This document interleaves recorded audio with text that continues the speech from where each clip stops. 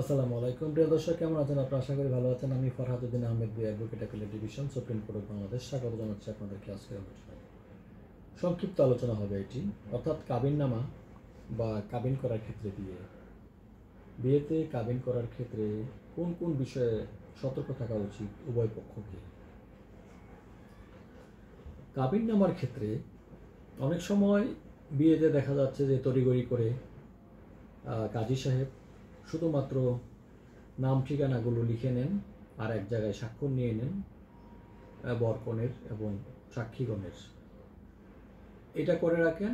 আর মোহরানার কথাটা যেটা থাকে সেটা মুখে মুখে আলাপ আলোচনা হয়ে থাকে। মোহরানার ঘরটা পরবর্তীতে পূরণ করবেন বলে ওনারা নিয়ে যান এবং এতেই কিন্তু বিপত্তি ঘটে।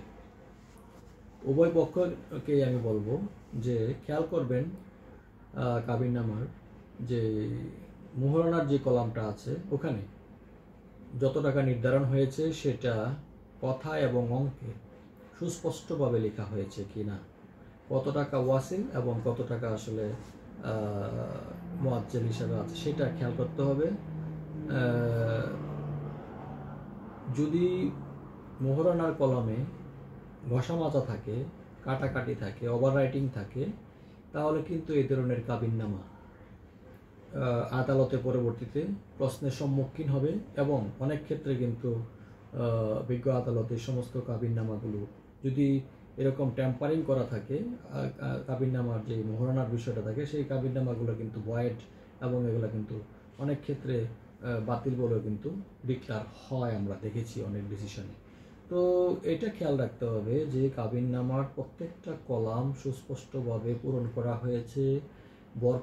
বর অবশ্যই দেখতে যদি না চান, বর পক্ষের লোকজন এটা দেখবেন পরিপূর্ণভাবে সুন্দরভাবে ফিল আপ করা হয়েছে কিনা এবং যেই মোহরানার কথা নির্ধারণ করা হয়েছিল সেটা অঙ্কে এবং কথায় লিখেছে কিনা। শুধু অঙ্কে লিখেছে, কথায় লিখেনি তাহলেও চলবে না। অঙ্কে লিখেছে, কথায়ও লিখে ফেলতে হবে, কোনো ওভার রাইটিং কাটাকাটি চলবে না।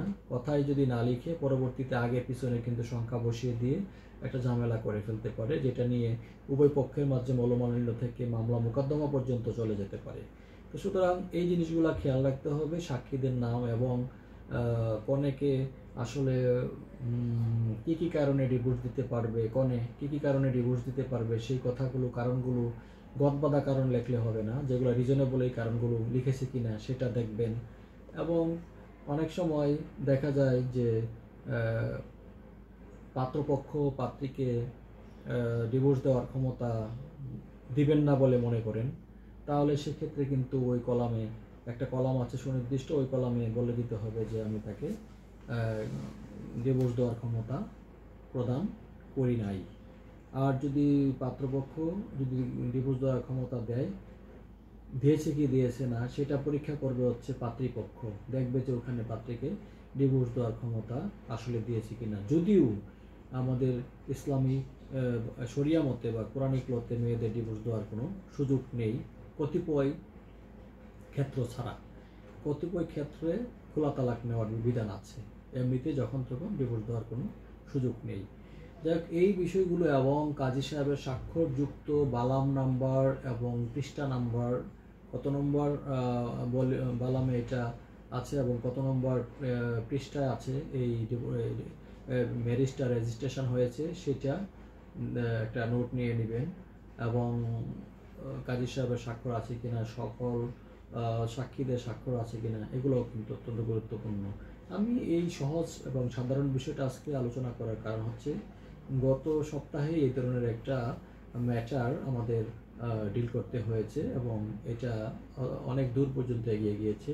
তাদের মাঝে বিরোধ চলছে এই বিষয়গুলো নিয়ে, যার জন্য এটা বাস্তবভিত্তিক একটি উদাহরণ আপনাদের সামনে উপস্থাপন করলাম, যাতে করে আপনারা যারা সংশ্লিষ্ট আছেন সচেতন থাকতে পারেন।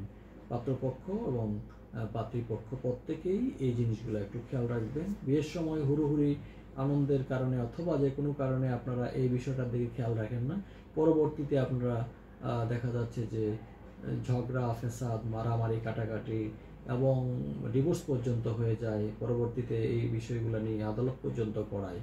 এই পর্যন্ত না গিয়ে আপনারা একটু সচেতন হলেই এই সমস্যাগুলো এড়ানো সম্ভব বলে আমি মনে করি। ধন্যবাদ সবাইকে, আশা করি ভালো থাকবেন, সুন্দর থাকবেন।